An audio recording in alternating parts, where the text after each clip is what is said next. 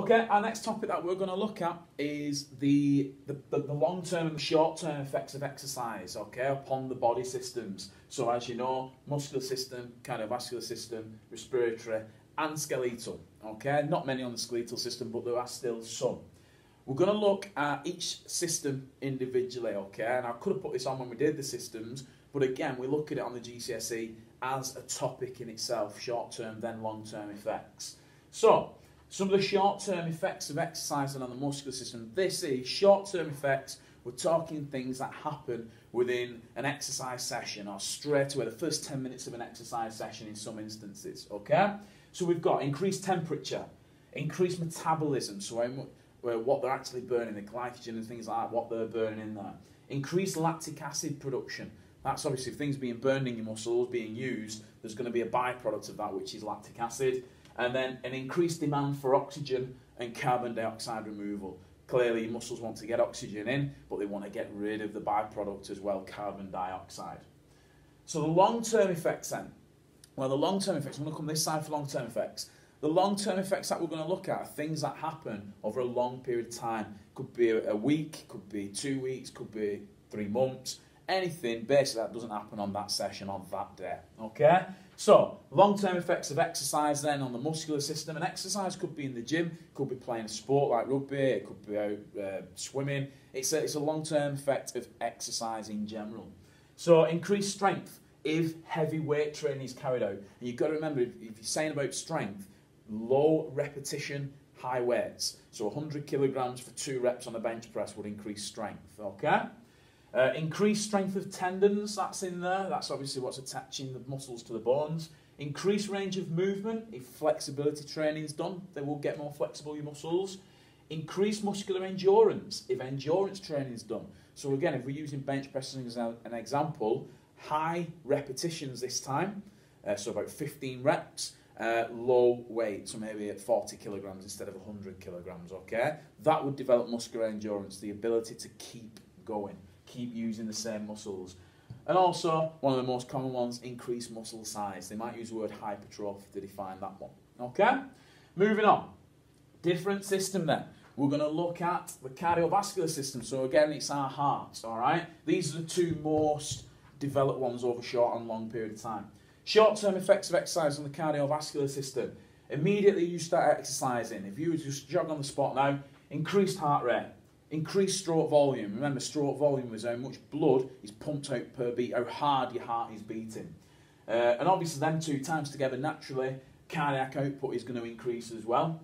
Increased temperature of the heart. Well, it's a muscle. Yeah, muscles increase in temperature, the heart will. Blood shunting happens as well. Now, we cover this later on, but blood shunting is basically where the blood, when you're normal, you're sat about at home not doing any exercise, your blood is in the middle of your body. It's around them vital organs working.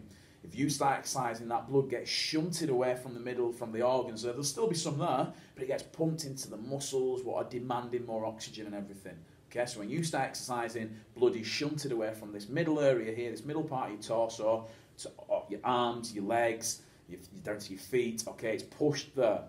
So that happens as a short-term effect of exercise. Long-term effect, we've got increased heart strength and size, cardiac hypertrophy. Your heart's a muscle. It will build in size and strength, okay? So if it's built in strength, stroke volume improves because it can pump more blood per beat, more efficiency.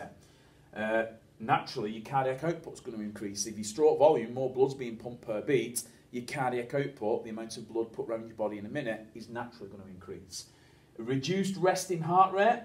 So a fitter person has a lower heart rate. Come on the old GCSE, that one, they used to say, how could you tell someone's fitter? You know, a 40-year-old person or a 16-year-old person, it showed you the heart rates. And obviously, your maximum heart rate is 220 minus your age. So if it was 40-year-old person, they'd be at 180. 16-year-old person, 204. People were thinking, oh, it's that. It's not. The 40-year-old had a lower resting heart rate than the 16-year-old, and that shows they are a fitter person. Okay? So it's good to have a lower resting heart rate. Resting stroke volumes increase, so your stroke volume will be pumping a lot harder even when you're resting, so it's more efficient, and you recover quicker. Another long-term effect of training your heart is you will recover quicker in exercise. and you will get a decreased blood pressure. So the blood pressure in your body will naturally come down because you're training that heart. Last two, bit quicker these two. Respiratory system. As soon as you start training, and again like with the heart, if you started jogging on the spot now, you would have an increased respiratory rate, which we know is breathing. Okay, so your breathing will speed up. I don't know why I'm doing that, it's a hard one, is it? Increased breathing would improve. Your tidal volume would improve. Now we know the tidal volume is how much air breathed in and out per breath. And obviously then to improve, that's the equation, your minute ventilation is going to improve as well. The overall amount of air going in and out per minute. Okay? The last bit, long-term effects then.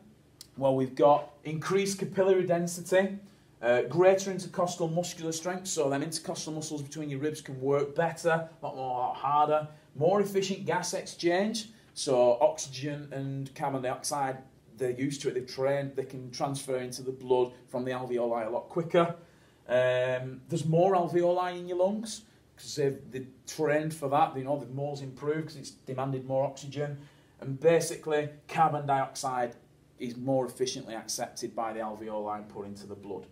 To finish off, we've got skeletal system, no short-term effects. As soon as you start training, no short-term effects on your skeleton. Okay? The long-term effects are, well, we've got more flexible connective tissue, so that's your ligaments, okay?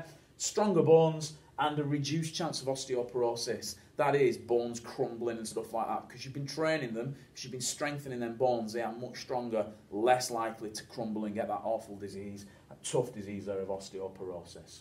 Okay?